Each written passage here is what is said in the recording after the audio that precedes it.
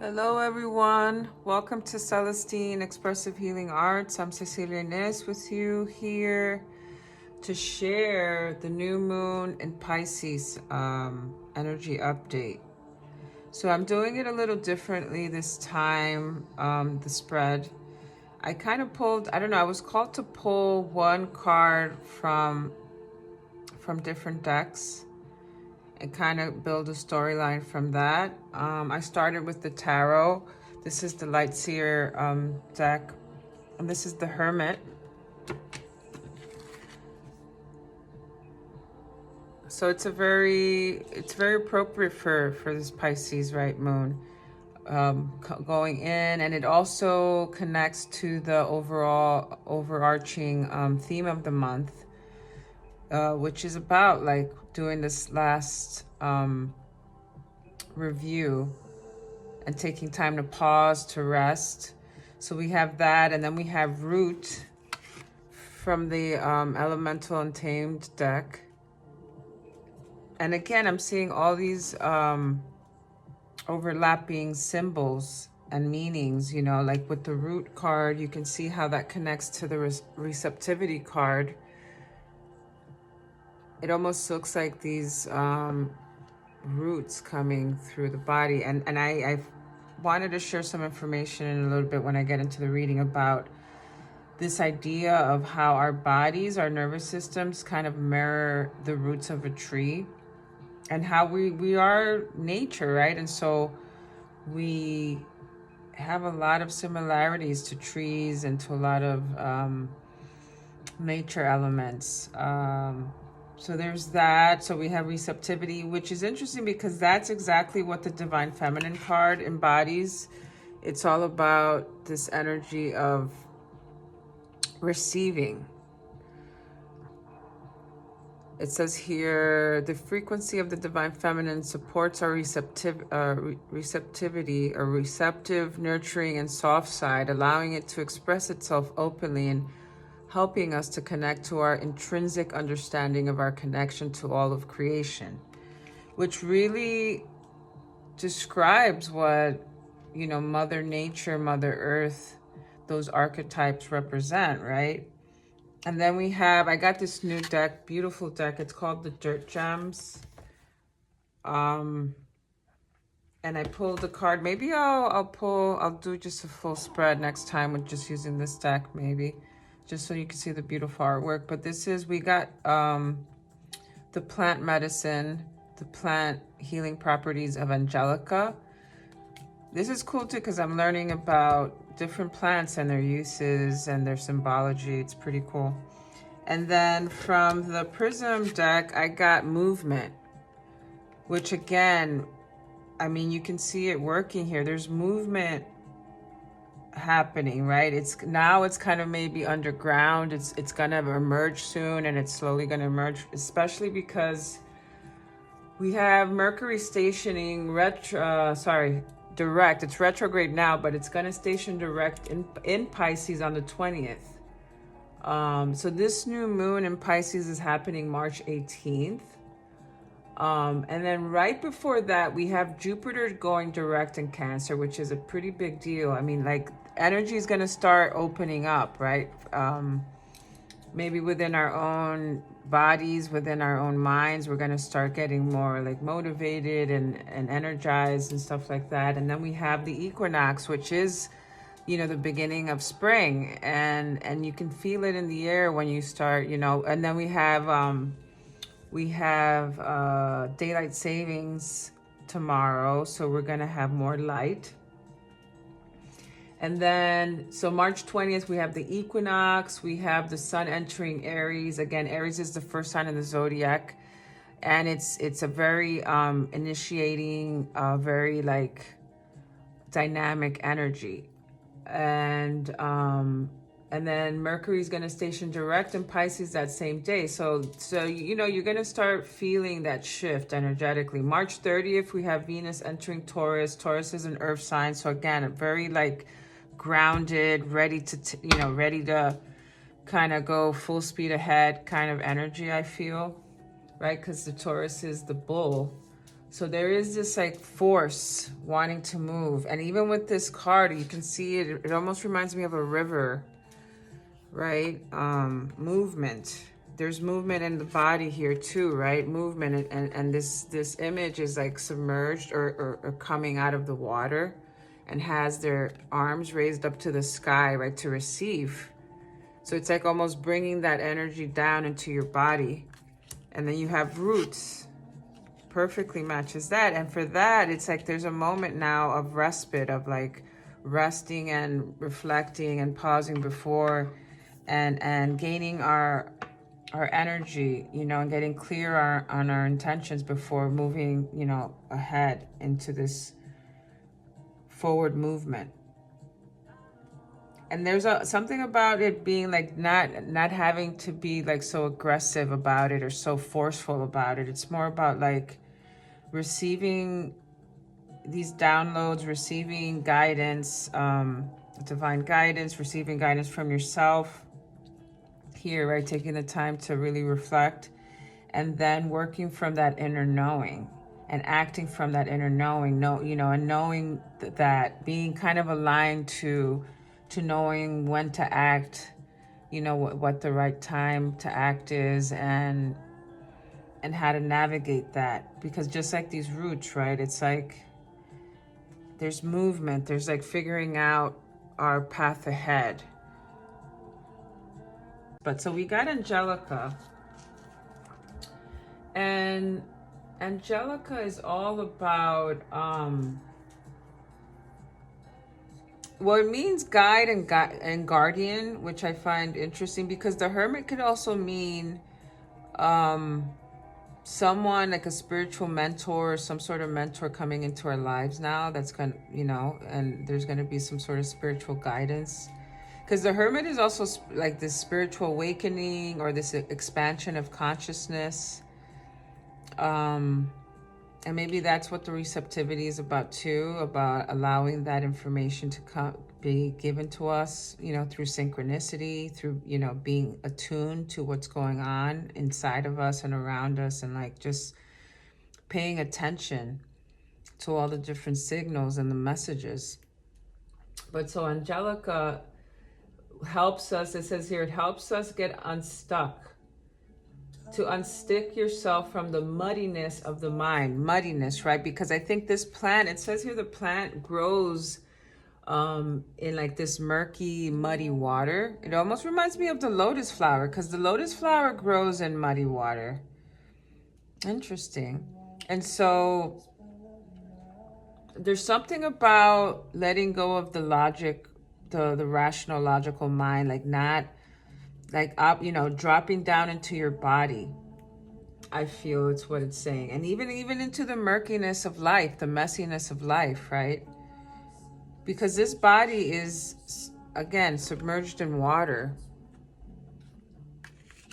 But this lotus flower, right, that's growing within us and through us is growing from these darker, you know, these more challenging times. Because even if you see this card, you see the ground is like, it's like dark and black. So from darkness comes like life. Again, thinking about like the metaphor of the trees or like just how plants grow, right? Through photosynthesis, through like receiving the energy of the sun, the light, and then transforming that and moving it through down to the root. So it's about sustenance and communication, because roots also communicate. It's about, yeah, this like nurturing ourselves, nurturing our dreams, our, you know, these areas of our lives that we're focused on now, on our bodies. Again, this is connecting to the overarching themes that have been coming up for the monthly reading and then the full moon reading. And it's like we keep getting reminded about connecting to our bodies and sustaining it and nurturing it and attending to it.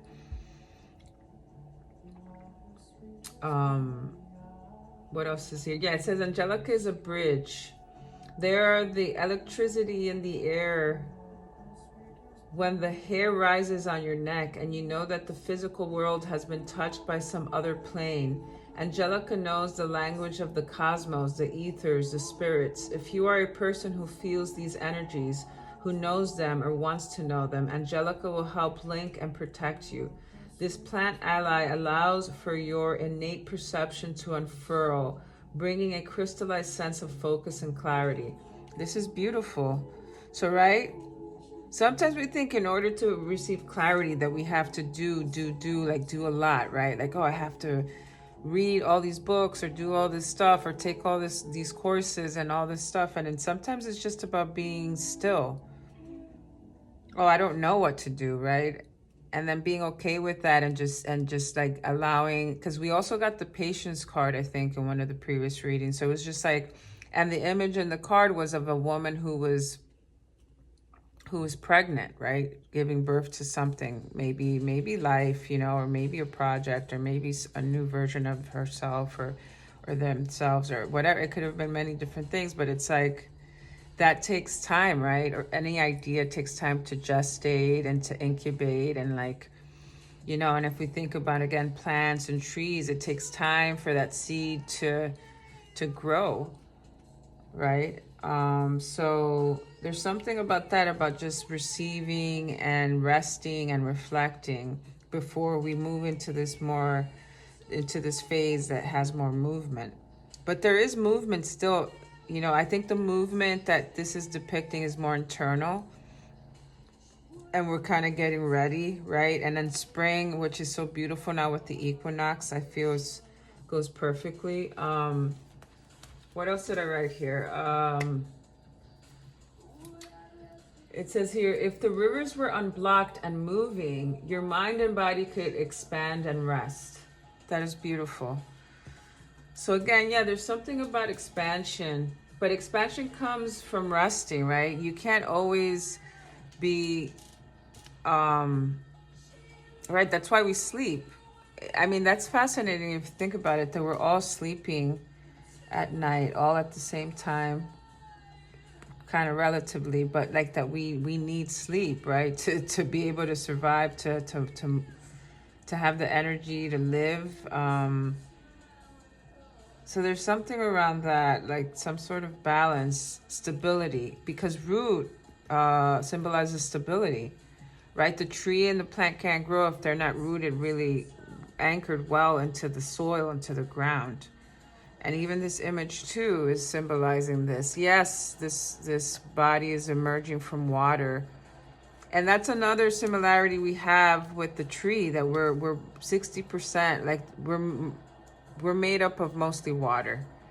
And so there is this idea of accepting that, right? Like accepting this this more receptive, more softer, more intuitive side of ourselves. And that doesn't mean that there's no resilience or strength in that, right? We don't have to fight. And especially if you think in the context of the collective and what's going on now with all these wars, right? I feel like that's more of the patriarchal, the more masculine, that's out of balance, that feels there it has to be always, this force has to be directed out. It's all about control and about possessing and obtaining and attachment. And so this is the total opposite of that, right? And so it's a different type of strength. It's a different type of force that we need, right? We all possess both, right? We need to integrate those principles, those qualities, because they balance each other, right? And to go beyond it, you know, because we do live in a dualistic reality, but I also feel like we can go beyond that and not get stuck in this. Again, we were talking last week about the black and white thinking and the polarization that we constantly see in our reality, in the media, you know. And so there's something around integrating different principles to come from a more holistic, you know, more anchored, more self-aware, conscious place. But so let's go into the Hermit. The Hermit is the overarching archetype for this new moon, right? So this is the archetype that we're kind of being guided to embody right now, which is all about drawing energy and attention inward. You see the person here went up to this mountain, to this cliffside.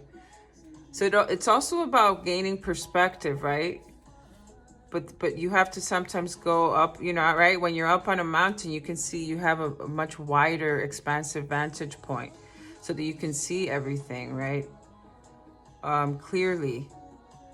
So it's something about that, about like taking time to rest and to reflect and to, yes, and to gain clarity.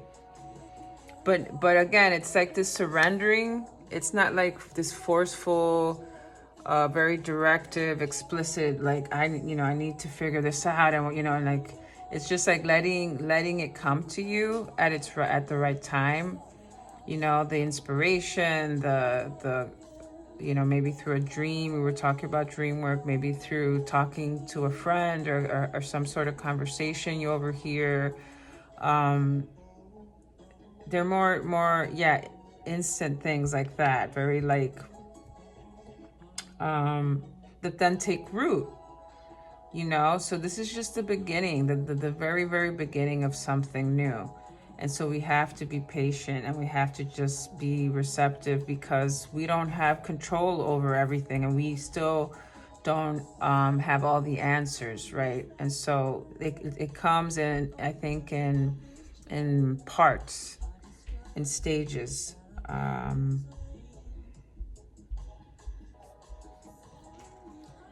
And so we're drawing energy and attention inward to find the answers we're seeking, but deep within our soul, right? And we're being reminded that our most profound sense of truth and knowledge lives within us, not in the distractions of the outside world. So this is also like, right now it's easy to be kind of swallowed and consumed by everything that's going on, and to start feeling hopeless maybe.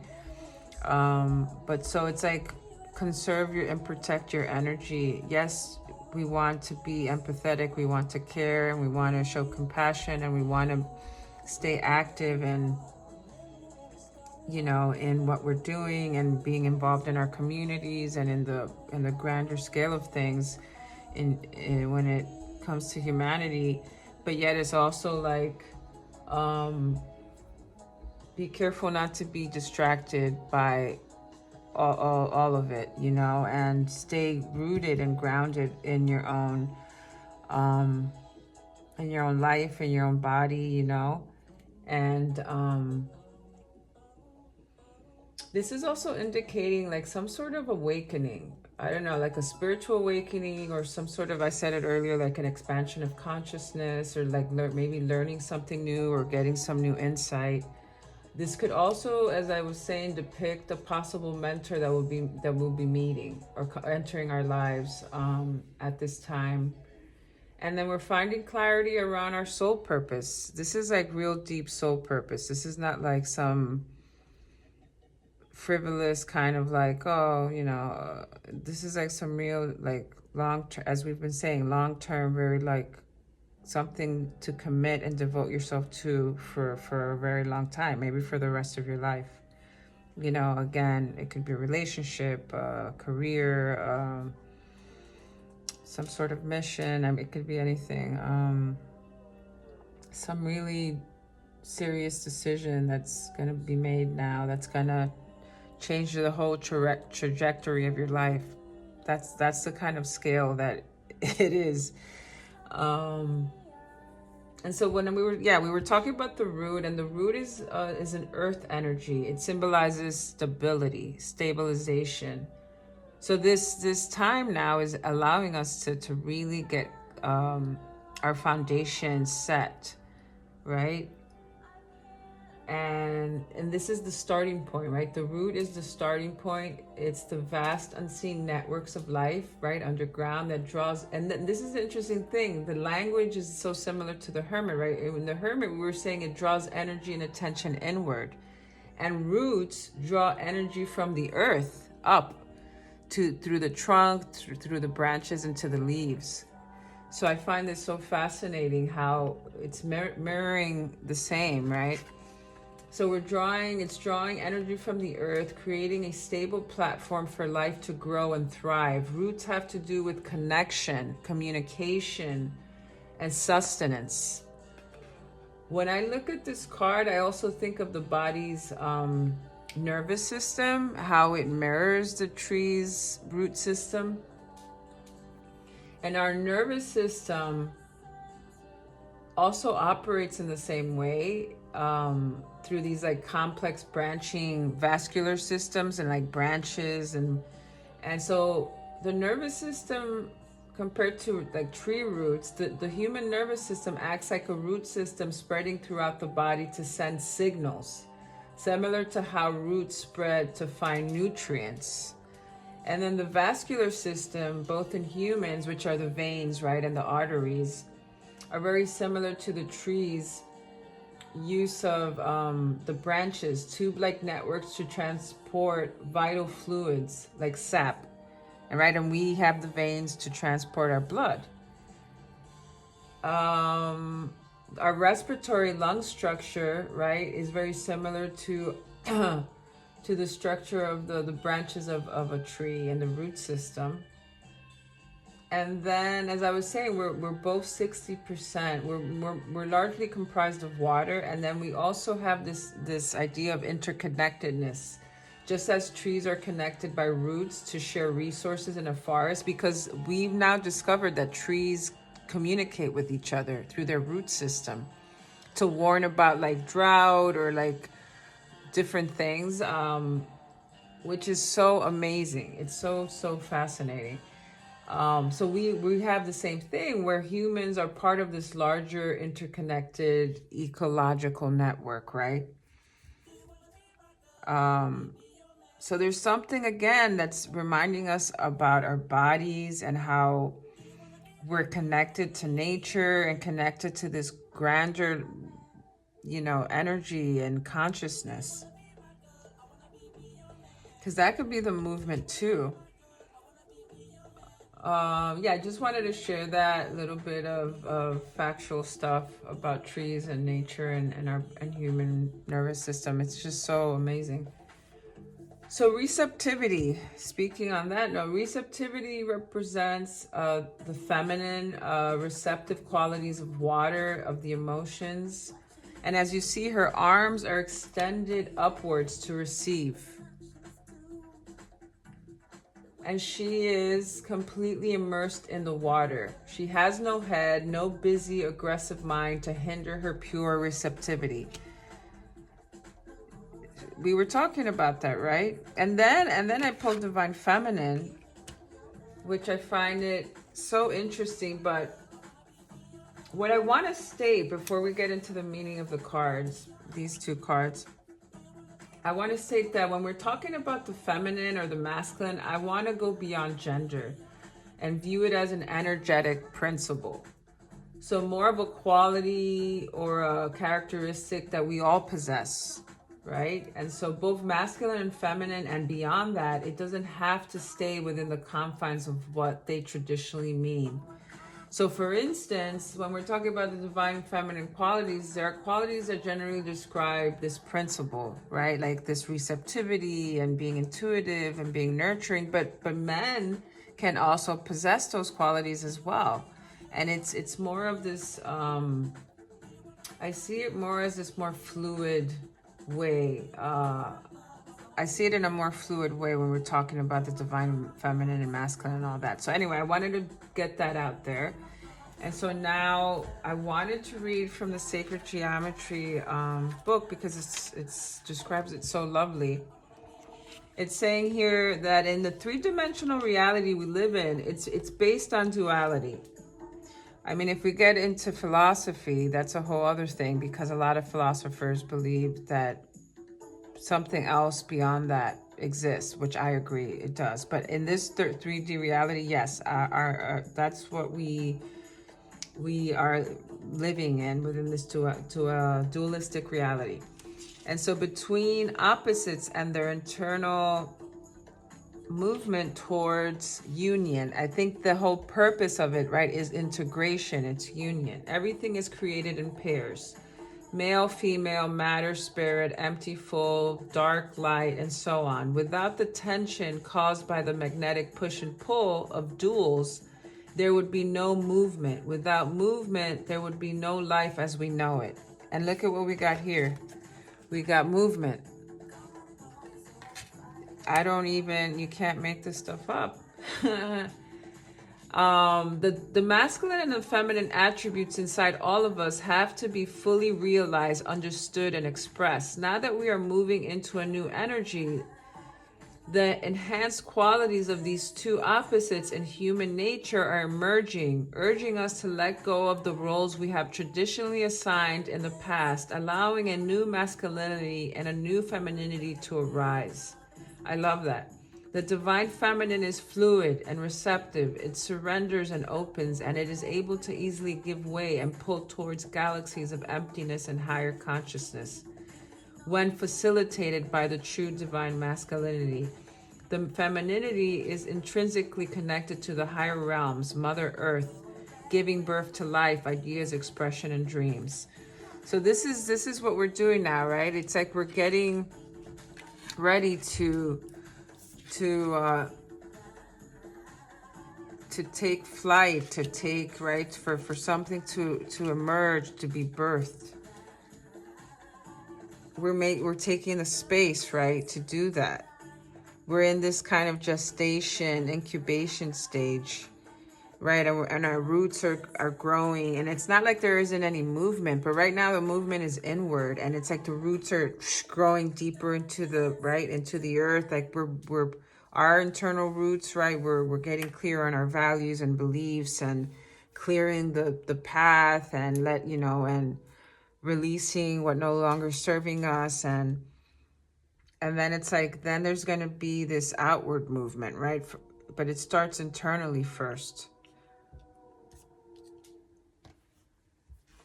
What is the next card? Movement. The next card is movement. I find it interesting that the Divine Feminine card from the Sacred Geometry deck is, like I was saying, is speaking about movement and this tension, right? And we were talking last week for the full moon, we got the conflict card. So there is, remember, and I was talking like that there was this inner conflict perhaps, or maybe this external situation, or unfolding of some sort of event or relationship was going to create that tension, right? Maybe a external tension was going to then activate this internal conflict or tension. And I see it's here too, right? Where there's something wanting to move, right? We got the box, right? So there has been this stuckness, this stagnation, but we need to unblock the river, right? We need to unblock whatever energy is stuck within us. We were talking about that last week now as well. It's amazing how it's just all connecting, and it keeps guiding us a little bit further along. And so we need that tension. We need that tension in order to motivate us to shift things and to transform things in order to move forward. Let's read the movement card. And then I think we're going to be good. I think this is a good reading. I might pull a card from this archetypical deck, but let's say movement. When this card comes up in the reading, it symbolizes that it could be time to take action and proceed on your journey or with your plans. Taking action can be scarier and anxiety producing, but sometimes you need to stop thinking about things so much and just do them. This card means that it is time now, and all signs say go.